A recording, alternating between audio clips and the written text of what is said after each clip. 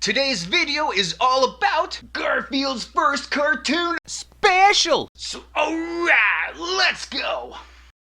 Alright, so we start off with Garfield waking up, and man, it's like he woke up on the wrong side of the bed, which is per usual for him, I guess, because he's freaking angry. He hates mornings, he hates dogs, and he really hates the fact that his human, John, hasn't given him his breakfast yet. John is still sleeping, man, like some worthless bum. So after Garfield does the usual cat thing about trying to wake a human up, John finally gets Garfield's hint to wake up and to serve some grub. To which, after Garfield and Odie get into a bit of a scrap, so John kicks them outside to burn off some steam, so they can just play out there. And play they do! Their favorite game is to terrorize the next door neighbors, Hubert and Reba, and their damn cute little puppy, Honeybun. But to be fair, man, Honeybun is like a pure jerk of a dag. In fact, Honeybun is the one who started all the problems. Garfield and Odie are just finishing it, right? But Hubert has had it. He's fed up with these damn fur kids on his damn lawn, so he calls the city pound to, well, I guess arrest Garfield and Odie.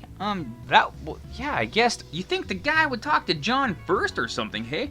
But nope. Once Garfield sees the guy from the pound, he cheeses it. But Odie is too stupid to move, and bam! He gets caught by the pound man and gets his keister kicked into the can. You know, at first Garfield is pretty happy that Odie's not around, you know, being a slobber monster and all. But after a while, man, Garfield, you know, starts to get really bored and just maybe misses his little buddy. So to rectify these feelings, Garfield comes up with the plan. And that plan is to bust Odie out of the big house. And thankfully, when Garfield goes down to the pound, the front door isn't locked at all because, you know, why would it be? So Garf just walks right in like he owns the place. But as he's trying to gank the keys from the pound guard, the guard wakes up. Garfield gets caught, and he himself winds up in the slammer. I guess that'll teach John not to give Odie and Garfield a collar with a tag on it or anything, you know, to kind of identify where they live. Although Garfield in a collar, yeah, that would look kind of silly. But I digress. So Garfield gets reunited with Odie, and he meets some new friends too. Fast Eddie and Fluffy. Fast Eddie tells Garfield to be nice to Odie because at dawn, Odie is being put to sleep, which is pretty bad. Oh,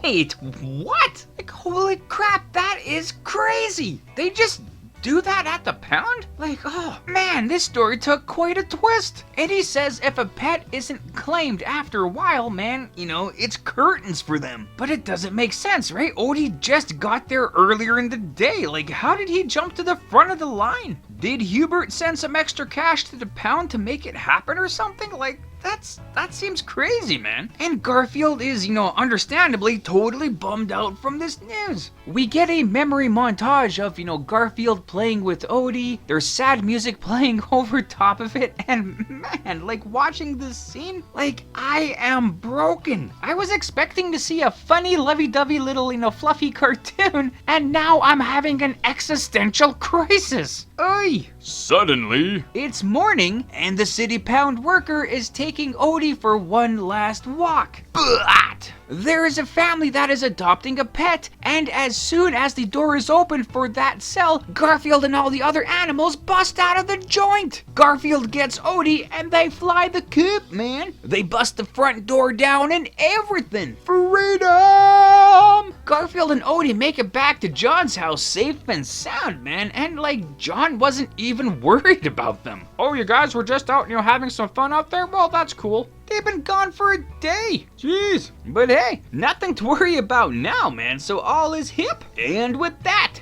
that is the end of this fantastic tale.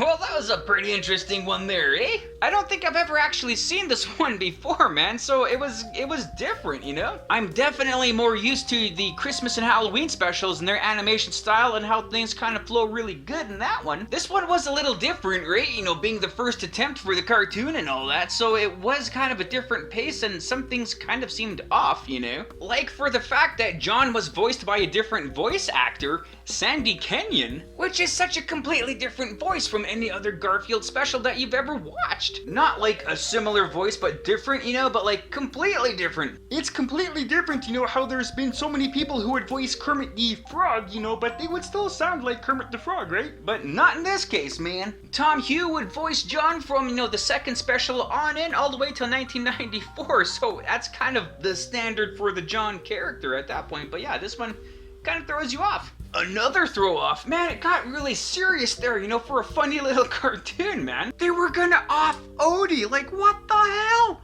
But yeah, holy crap, that just kinda came out of the blue. Garfield specials have always been blessed with having awesome music in there and quick little musical kind of montages or sequences or whatever. In this one, some of the music sequences went on a little too long, I think, you know? Like, for example, when Garfield was going for a midnight snack and eating all this plentiful food that was on the kitchen table, that song kind of dragged on, even to the point where the animators just stopped animating because they were like, man, we don't know how to fill the time up with this song anymore, right? Literally, Garfield is just standing there, like just barely blinking, like, my god. You know, still an awesome song, don't get me wrong, right? But like, especially for a song that had nothing to do with the story, it being such a focal point of the special, I don't know, man, could have been a little shorter, but you know, that's just me. And this is just the beginning for Garfield. So Garfield has come a long way in a short time, you know, from his creation in the comic strips to this featured special. But let's take a quick look as to how this cat came to be. So, back in the day, Jim Davis, while he was living on a family farm, you know, would draw a bunch of the stray cats that would, you know, hang out on the farm and whatnot, right? He eventually came up with a pretty groovy looking cat kind of design and figured he could make a comic strip out of it, but he needed a really awesome name for this cat. So he got inspiration and named the cat after his grandfather, James Garfield Davis, and bam! History is almost made, right? But, you know, first things first, right? You gotta get into the comics, which he did. Garfield first appeared in the comic strip called John in January 8 of 1976. And this is where John Arbuckle was the main focus of the comic and Garfield was a support character.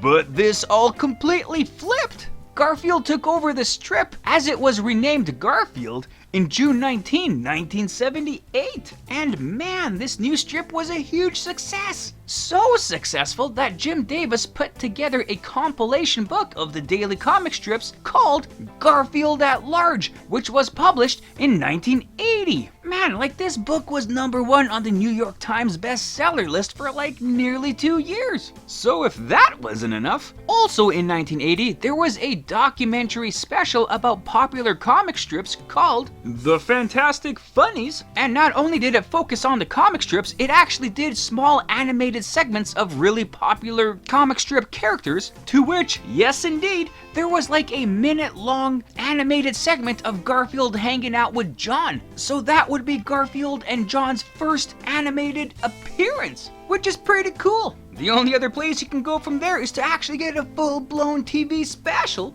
which they did. Obviously, right? Because I just talked about it. So it is kind of neat because the Garfield kind of comic strip to television path is quite similar to that of Charlie Brown, right? So both the Peanuts comic strips and the Garfield strips were under the United Media Syndication syndicate, I guess, making sure they get featured in as many newspapers as possible. But it actually worked out really awesome for Garfield. You see, the Charlie Brown TV specials were a pretty big success, so when Garfield came along, you had producers of the Charlie Brown specials, Lee Mendelson and Bill Melendez, you know, produce this Here Comes Garfield special. Which is great because these guys obviously know what they're doing with comic strip characters being animated, right? And just like Charlie Brown, man, this was also produced for CBS. So things are going pretty swimmingly there as is, but there was also a pretty good kind of collaboration working relationship between Garfield creator Jim Davis and Charlie Brown creator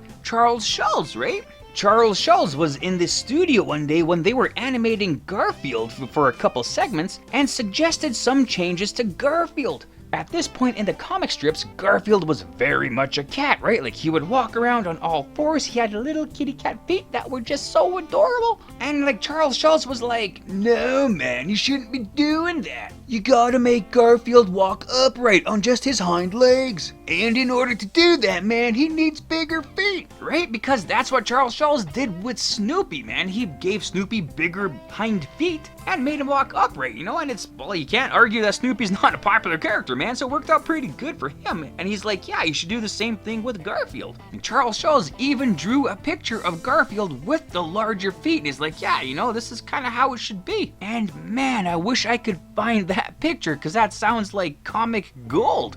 But alas, up until this point, I have not been able to find it. If it is anywhere. But Jim Davis was like, yeah, man, that's totally hip. Like, why wouldn't you take advice from Charles Schulz, right? And so this became part of the incredible frequent changes to Garfield and his evolution of his overall look. Because, man, oh man, this cat completely changed his look a lot throughout his entire time, you know? So for him to become bipedal, man, yeah, it was like a natural, you know, kind of progression, right? And indeed, the bigger feet from Charles Schulz, man, definitely made his way into Garfield's repertoire. So one thing that Charlie Brown and Garfield have in common is having awesome music in their TV specials, right? Like Charlie Brown has Vince Guaraldi, who really bops out some awesome jazz tunes, really kind of sets the tone for the whole show. And for Garfield, man, you got the talents of Lou Rawls and Desiree Goyette, which is amazing, man. They put out some really awesome tunes. So Lou Rawls took the gig, man, because he was like, you know what?